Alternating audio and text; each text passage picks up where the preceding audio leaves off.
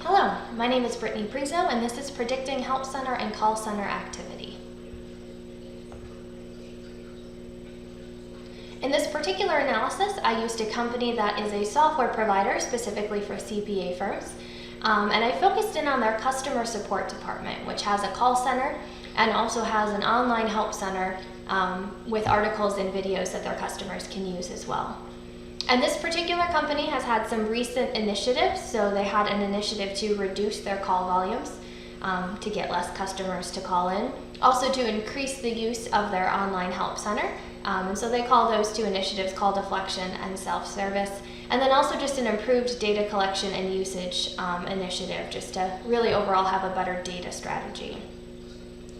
So based on that company's background, the company had some goals that this analysis was really structured around.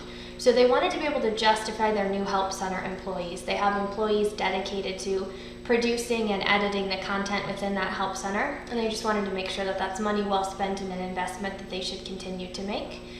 They also wanted to confirm that call volume was indeed being reduced and also be able to predict that future volume would continue to decrease. And then just overall, a goal to continue to collect data and utilize it better, including starting to use it for predictive tasks, which so far they don't do much of.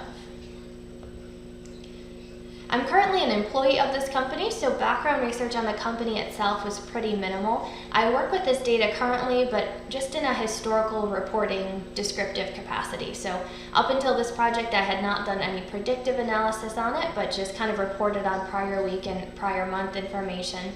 But I do meet regularly with members of the various teams that this data relates to, and I do talk with them about their ideas for the data and some different initiatives that we could put forth. But most of my research time was spent on researching analytical methods and the best ways to accomplish them, as opposed to needing to research much on the company itself. The data I used for this analysis was time-based. Monthly and daily data was presented. You'll see that I used the monthly data exclusively. Time series and predictive models were used, so because I have time-based data, I focused on methods that work well with time series analysis and work well for predictive modeling. I suspected seasonality due to the nature of the industry that we partner with, the tax and accounting industry. They're busiest leading up to the April 15th deadline, so I suspected seasonality as I designed the analysis, but confirmed that in the initial analysis of the data. I chose Excel over R just based on my familiarity with it, its ease of use, its nice visualizations. There are a few visualizations I also made in Power BI and captured. And then model performance is evaluated based on RMSE, MSE, MAE, and MAPE. So with all of the models you'll see that I've generated, I used those four statistics, and the lowest ones were the ones that I chose. So if a model had these four forecast statistics that were lower than any other model, then that is the model that was chosen as the best one. All of the data I used is aggregated into a SQL database that I have access to. So some Help Center data from Google Analytics. So we use Google Analytics on the Help Center, pull some of that data into a SQL database for our reports that we make. And so that's what I used in this analysis. Also, call center data is pulled into that SQL database. Those are Excel files that are generated and then loaded in as SQL tables. And then there's some other reports related to customers and their purchase dates, customers and their transition dates after they've been trained on the software. And so those reports are loaded into the same SQL database as well. From that SQL database, I aggregated monthly data into 4 different data sets. So I summarized monthly data for all calls, so all customer calls coming into the call center, but also calls for what I classified as new firms or customers new to us within the last 2 years. I also aggregated monthly data for all page views, so every time someone clicks on a different video or article within the Help Center, that constitute a page view. And so I did all page views for all firms as well as page views for just those firms new to us within the last 2 years. For initial data exploration, I just plotted those 4 data sets. First, I plotted them per year. So this is all calls, so calls for all of our customers within the last 2 years. And we can see that 2016 is the red line, 2017 is the black line. So we can see here that we're definitely decreasing calls in 2017 per the deflection goal. And there's definitely confirmed seasonality. Both years spike significantly in the March-April timeframe due to the April 15th tax deadline. And then at the lower right here is just those 2 years plotted end to end with a trend line so that we can confirm that there is indeed a downward trend in calls. So both seasonality and trend present in the all call data. Plotting just the new firms, so the new customers within the last 2 years, we actually see the opposite here. So 2017 had a higher call volume than 2016 and a more significant or pronounced seasonality in 2017. Looking down here, we can also see that there is a upward trend as opposed to a downward trend when we look at just the new firms calling in. Looking at the Help Center, we have Help Center data starting in August of 2015 and running all the way through October of 2017. And for the most part, it looks like Help Center visits are increasing. There's a little bit right in the fall here where it looks like maybe 2016 was slightly higher than 2017, but we might cross back up again. But if we look at the trend line here, we can see that the trend is predicting firms will continue to visit our Help Center, trending upward in increasing numbers. We can also see that again there is a definite spike in the spring. And then this is our new firms, our new customers viewing the Help Center. So here it's a lot more pronounced that new firms are visiting the Help Center at an increasing rate. So at a basic level, the initiative to talk about our Help Center more with our new firms as we're getting them started as clients of ours, we could maybe infer that there's a correlation here that we've put forth an initiative to push the Help Center more with new customers, and we're definitely seeing a lot more new customers using the Help Center. We have a distinct steep upward trend in their visits. And we also again have that seasonal spike. There were some data deficiencies discovered, so there's no daily call data. So any type of predictive modeling that may have been needed to work on scheduling and staffing the call center isn't necessarily possible with monthly data. Most don't schedule for a month. We want to schedule for a day or at least a week. So the lack of daily call data, we can still do some basic predictions on are we downward trending and maybe kind of staff a little bit based on that, but daily call data would have been much more helpful. Also, you saw based on the prior graphs that the call data only goes back to the beginning of 2016 and the Help Center data only back to August of 2015. So historical data isn't present in the volume that I would have liked it to be. Also, the firm ID, the customer ID, is not captured consistently when customers visit the Help Center. So when a customer visits the Help Center, only about 55% of the time do we capture which customer is visiting so that we can tell how often each customer is visiting and are they new or have they been with us for a while. So I find that to be a really key piece of information that's missing almost half of the time. And then also some of the Excel reports that I mentioned related to when customers transition from their first training, those reports didn't do a good job of distinguishing between a true zero value in that a customer really didn't call in or really didn't use the Help Center and a zero value simply because we don't have any data for that customer yet. So that made it a little bit difficult to analyze because zeros were kind of used inconsistently. Despite those deficiencies though, there was still some good analysis that could be run at least on the monthly aggregate numbers. Transforming the data wasn't really necessary. It was already pretty clean in the database since it's being used for reporting. I aggregated it into monthly numbers, so just monthly summaries for those 4 data sets I mentioned, and also into sets that could distinguish between new firms and existing firms. And because we have the firm ID in all of those data sets, I was able to just join the data sets very easily as needed based on that firm ID. Every month had data, so I didn't have any data to fill. And once I ran my SQL queries and got my monthly totals, I just placed those results in Excel for analysis.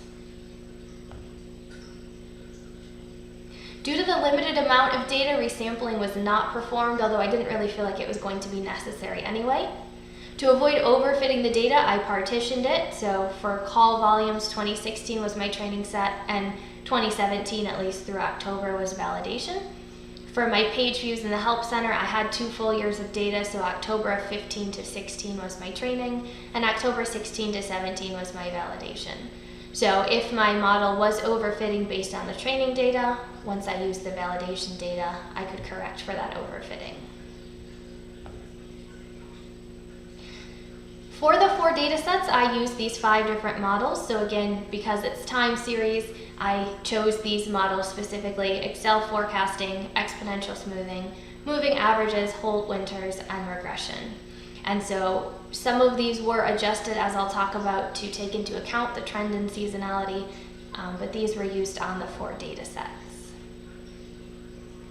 So first of all, I focused on the data for all calls from all customers, and I just used the Excel forecast sheet function built right into the Excel program.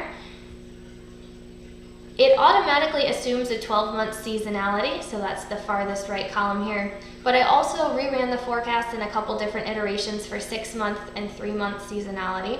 But based on my forecast statistics, which were lowest for 12-month, that would have been the best model of the 3. And I just graphically represented the 12-month model here on the right. And while the main forecast line is kind of close to the data, we can see that it's consistently under forecasting it, which would be problematic. We don't want to understaff a call center. That's certainly not going to help with customer service. And if we even move closer to the lower bound here, the lower confidence bound, we would be grossly under forecasting that. So that would be a concerning model, but the 12-month was the best fit for that data. I also used an exponential smoothing model.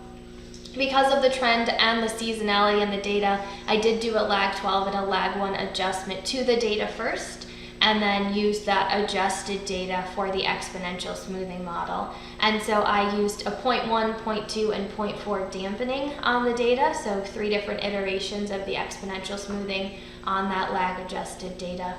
And even though the MAPE is a little bit higher here, the other forecast statistics were lower, so I chose the 0.2 dampening as the best model, which we can see graphically here. And again, it under forecasts at the crucial point in the year, which could definitely be problematic.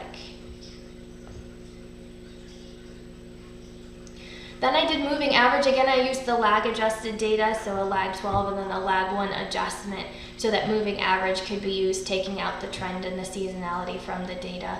And we can see here again that we're under forecasting in the significant period in the year, and the forecast statistics for that model. I ran a Holt winters method analysis using a cycle of 4 and a cycle of 12, so 2 different iterations there on this data. And the cycle of 4 had the lower forecast statistics, but graphically here we can see the prediction lags behind a month. So for every month, the actual volume is in blue, and we can see then the next month the predicted value in orange is pretty close. So it seems to be behind a month in the prediction, which wouldn't be very helpful. And then finally, a regression model here. We actually have a pretty great regression model that came from this data. I did add a seasonal and a trend column to the data before I analyzed it, or rather 11 seasons for 11 of the 12 months, and then a column for trend, and then ran the regression analysis, including all of those columns plus the call volume. And so we can see here that the adjusted R squared is 0.87, which is a pretty strong regression model. Our forecast statistics are fairly low.